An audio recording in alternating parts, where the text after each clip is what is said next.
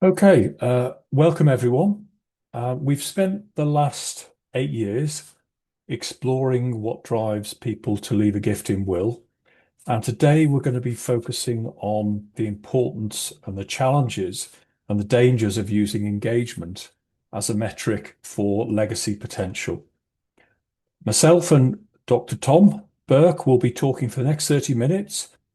Tom brings academic rigor to our approach with his PhD in research and psychology, as well as nearly a decade in legacy fundraising. I've been in marketing research for 3 long decades now, and my research company Fastmap focus almost exclusively on legacy fundraising. Our specialism is acting as a comparative reference point for marketeers. We build benchmarks so that charities know how they are doing against other charities, which is vital in a competitive marketplace like legacy fundraising.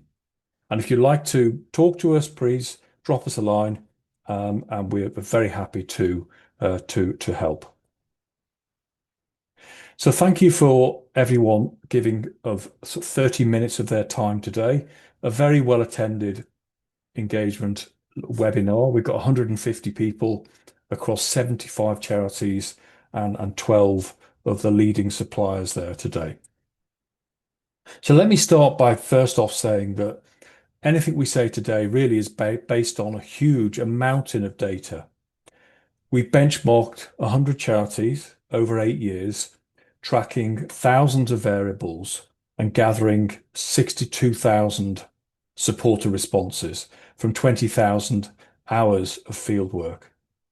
We've used robust analysis, and what I present is statistically valid, evidence-led, and most importantly, I think it always passes the common sense test.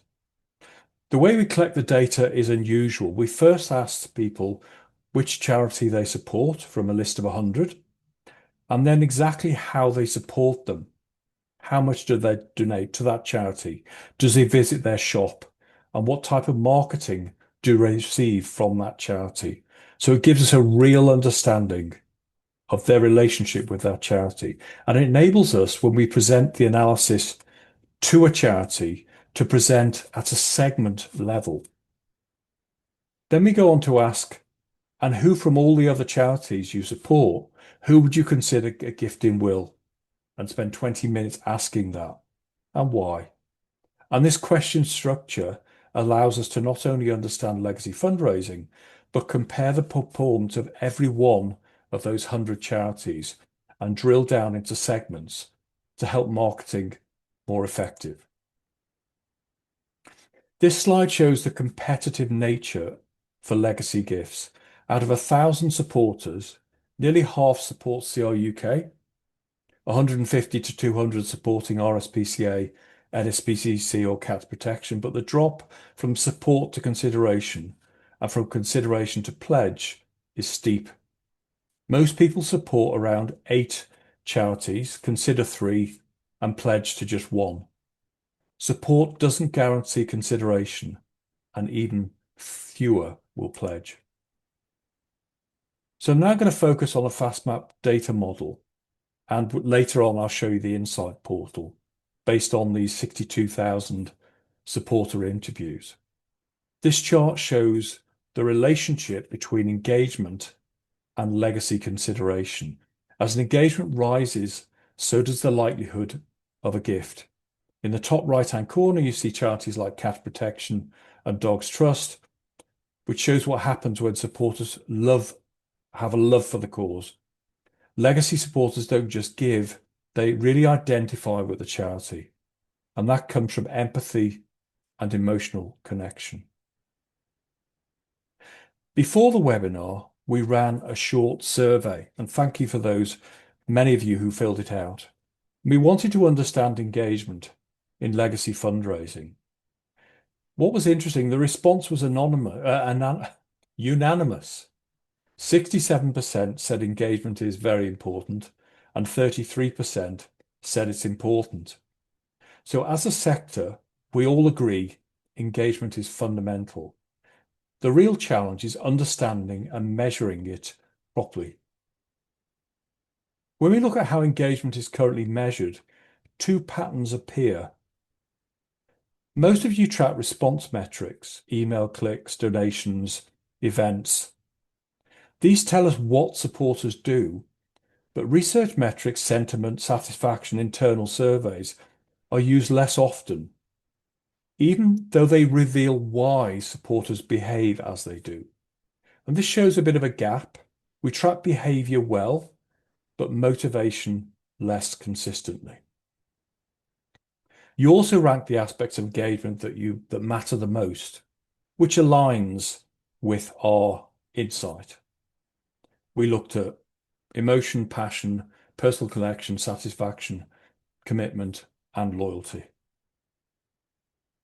When we asked whether you benchmark engagement, the picture was revealing. Only 14% benchmark engagement regularly. Another 32% do it occasionally. But that leaves 43% who either want to but haven't started or simply don't have the means. So the majority of the sector is not benchmarking consistently, which shows a real opportunity to bring more structure, clarity, and comparability into legacy engagement measurement. Charities now see engagement as fundamental. It's what drives legacy intent, but we're still measuring it through opens, clicks, and campaign responses, which is not the whole picture. Very few benchmark their engagement, so most don't know how they compare. So there are gaps in comparison. So we end up with a potential blind spot. We think we're measuring engagement, but we aren't. Before we go further, I want to credit Professor Russell James, who we've been working with on this webinar. He shared some evidence that really shapes how we think about engagement in later life. The first issue with relying on behavioral engagement is this. In the last 3 to 5 years of life, giving, volunteering, and email activity drops sharply, even among people who will go on to leave a gift in will. And this happens at the very point when most wills are made. So older supporters can appear inactive on recency and frequency, but in many cases, their emotional connection is still strong. It's their circumstances that have changed. If we judge only by behavior, we risk downgrading some of the best legacy prospects simply because aging reduces outward activity. On the other hand, relational engagement, things like satisfaction, loyalty, emotion, connection, commitment, stay strong well into older age. When the data shows very clearly, what the data shows is that the likelihood of including charitable gift actually increases with age, even though behavioral response declines. Older supporters are also more responsive to legacy stories and meaning-based appeals. So as people age, emotional and psychological drivers become strong predictors or stronger predictors of legacy giving than behavioral metrics. This tells us that legacy propensity is best understood through relational plus emotional engagement, not through exclusively response activity. And here's the impact. When charities rely on behavioral data to decide who they should talk to, if older supporters stop responding and we assume they're disengaged, we often stop communicating with those most likely to leave a gift. And the evidence shows that among confirmed legacy donors, charities lose 24% of gifts when they keep communicating, but lose 48% of gifts when they go silent. That's double the loss rate. The decline in late life response is not disengagement, it's aging. But silence from a charity can push supporters to remove the charity from their will. So if we rely on behavior data alone, we unintentionally stop communicating with our best supporters. Sorry, that's my dog barking. In individual giving, charities can operate quite introspectively. You focus on your own campaigns, your own response rates, your own donor journeys.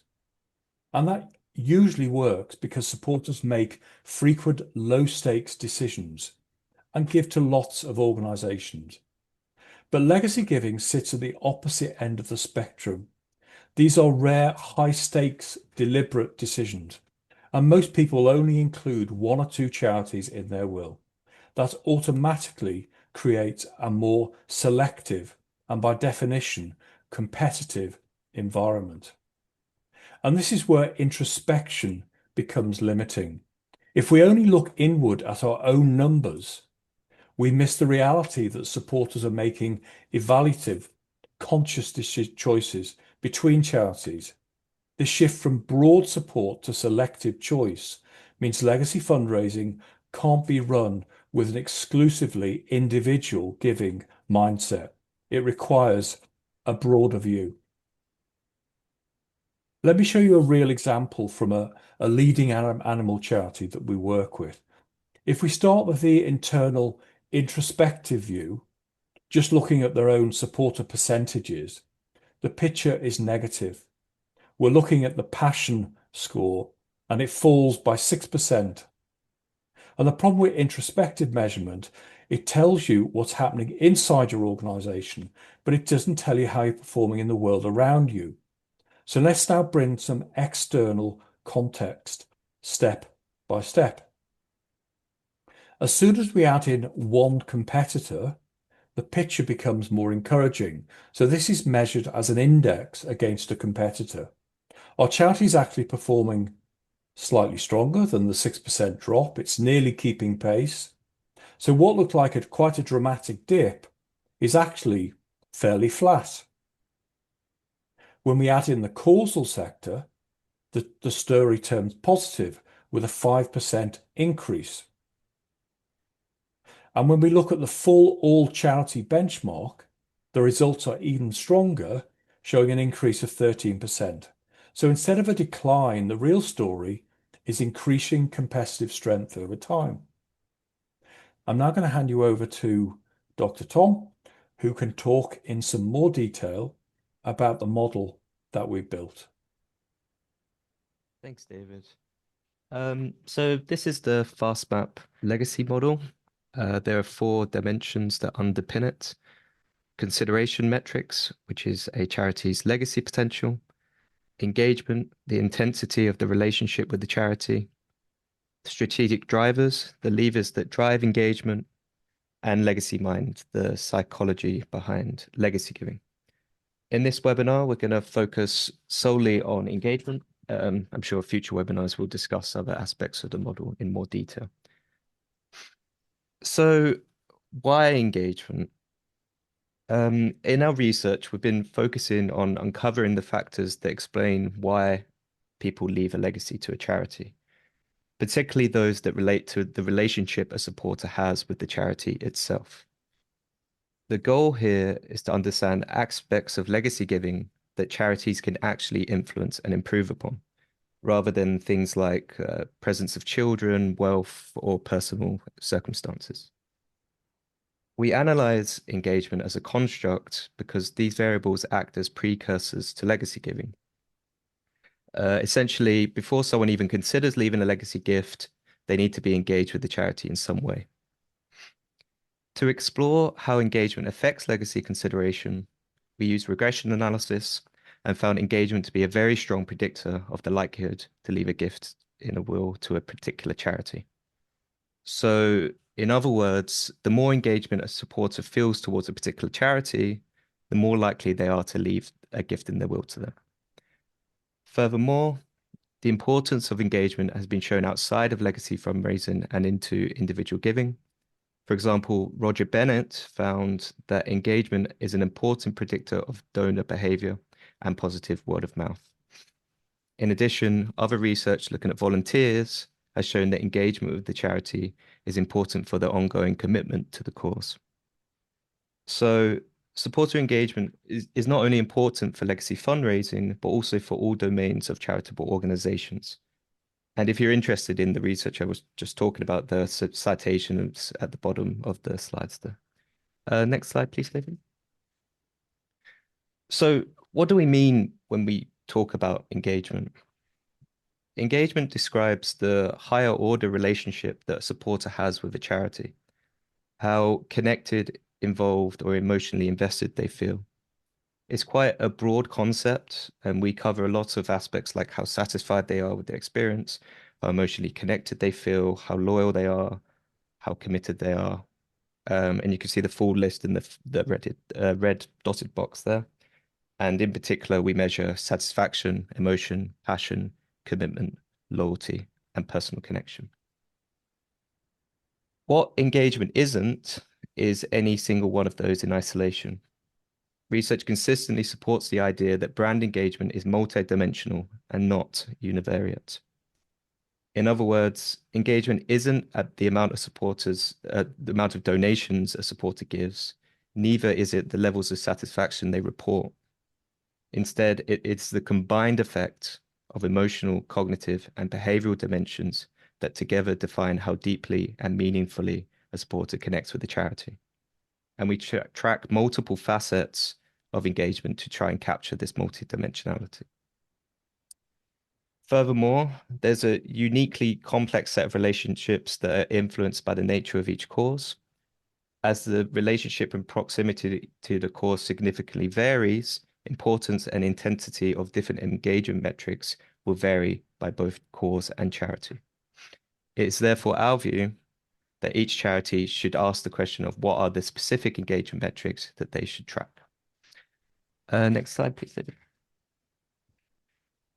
Okay, so finally, this slide here is an extract from the Legacy Insight Portal app, which we have developed.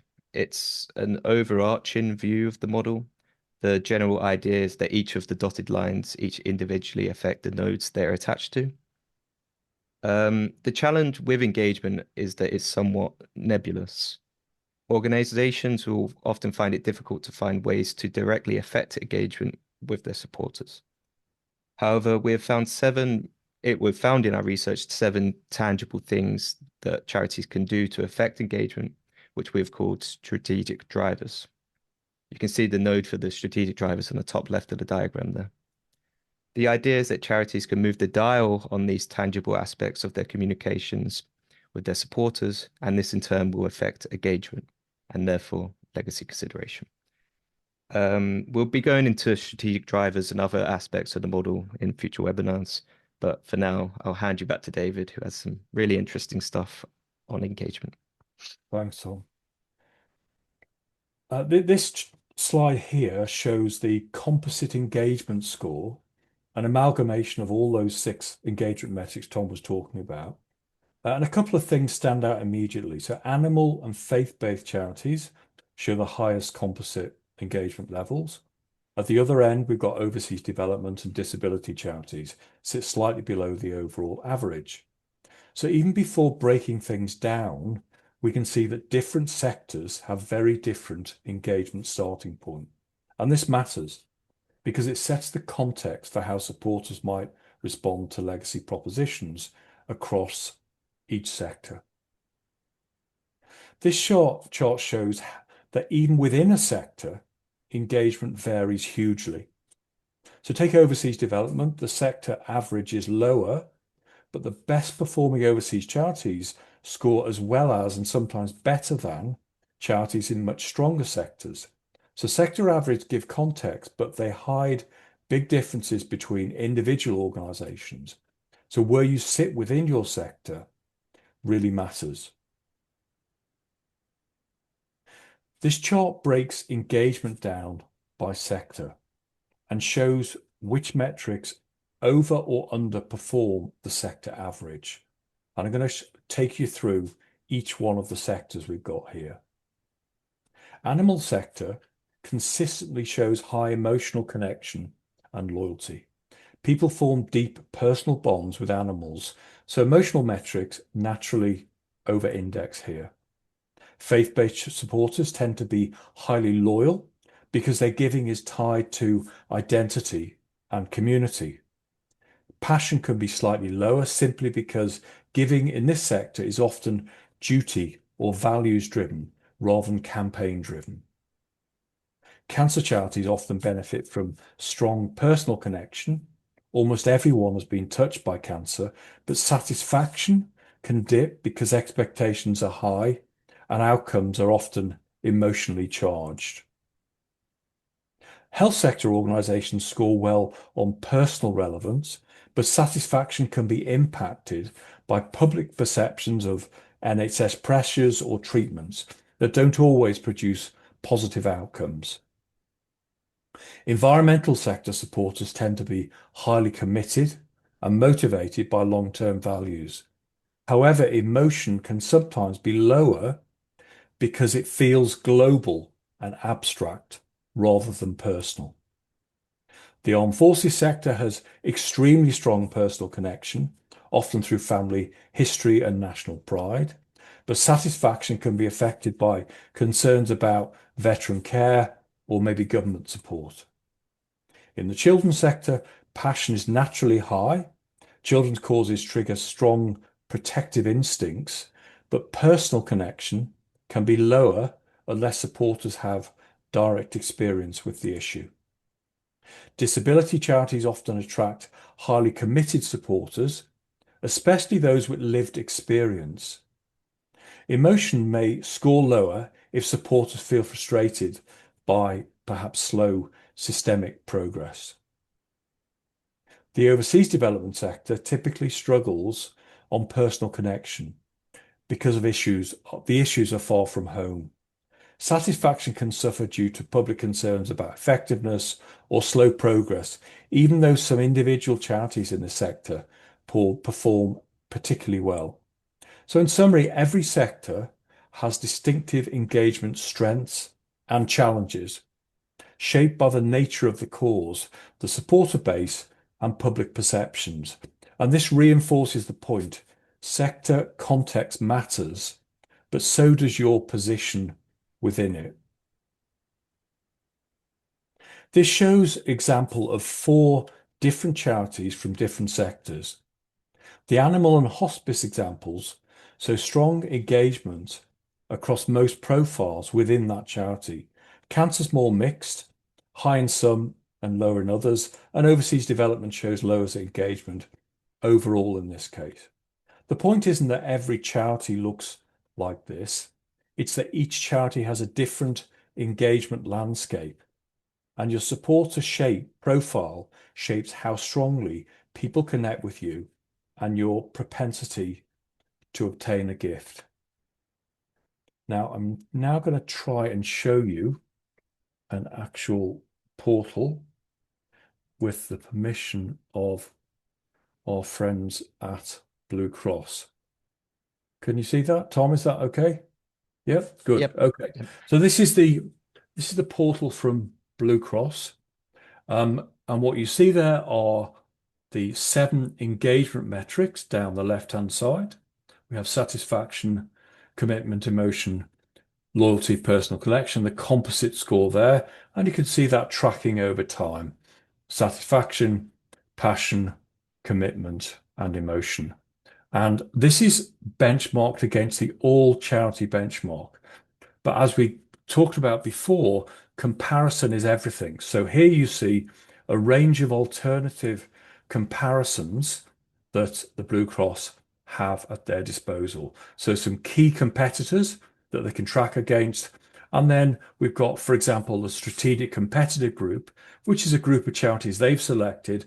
And we can see exactly how the engagement metrics compare against those. Now I'm going to delve a little deeper into the portal. This takes a second or so to rise. You remember I mentioned that we collect how an individual supporter engages with a particular charity. And so we're able to then drill down into segments. So we see here we've got on and off the database, we've got different types of donors, we've got how they're engaged, whether online or volunteer, we've got their legacy journey, and some segments that are bespoke to Blue Cross that they have built. If I flick on this, we can see the how engaged each one of these segments are. So you can see the color of green denotes very high engagement. So I'm going to click on high value, and we will then go into that particular segment, and we can look at the engagement metrics for that particular segment, and we can see it's very high. So it's 1.5 times average. You can see commitment is extraordinarily high there, 183. And on this chart here, we can see how this compares and contrasts.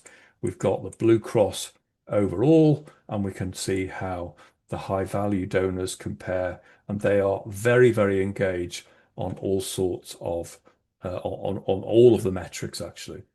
I'm going to just jump very briefly into strategic drivers. So we've now seen that engagement is very strong for this particular group. The question is then, how do we influence that further?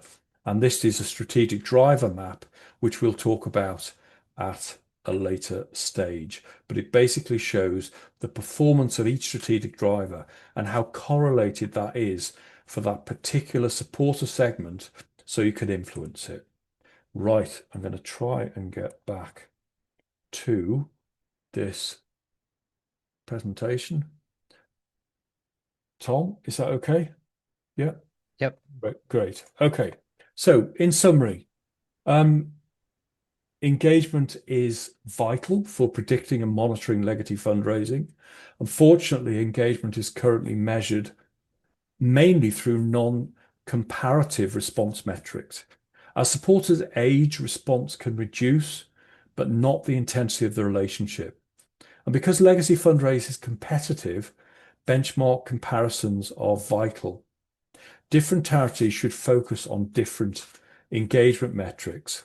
And I'd argue the optimum engagement measurement is a hybrid of response metrics and prioritized research metrics benchmarked against the competition.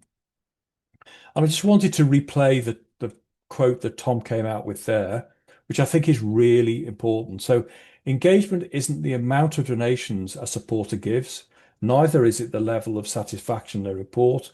Instead, it's a combined effect of emotional, cognitive, and behavioral dimensions that together define how deeply and meaningful a supporter connects with the charity. Okay, briefly onto our portal. So we have each portal has been built. So we have about 70 portals available. We are able to benchmark against 7 comparisons. So all charity, causal sector, a range of competitors, a bespoke strategic competitor group, and your 4 fiercer competitors. You will get 32 different profiles up to, and each portal has up to 1,200 different charts and diagrams. And each organization can have up to 50 users. If your charity is on this list, then a portal has already been built for you. So you're able to access that. You're able to work with us on that. And final slide, we're finishing bang on 12:30 as we always aim to do. So we're offering 10 free 20-minute department head engagement insight surgeries. So what I mean by that is we can give you 20 minutes. You can see your portal if you're on that list from the previous slide, as long as the department head is there, and you can have as many people as you like, and we'll talk you through the engagement metrics that you're scoring on. And we'll be booking appointments of those. We've only got 10, so please email me on that number, on that email address, and we'll be booking those in for week commencing the 8th of December. That's it. I really appreciate your time. I'm glad we finished on 12:30. And Tom is going to be writing a paper, which is going to be issued in the next week. And we'll be doing the next webinar in the new year. It's probably going to be on strategic drivers. Thank you very much for your time. Thank you. Bye. Thank you. Bye.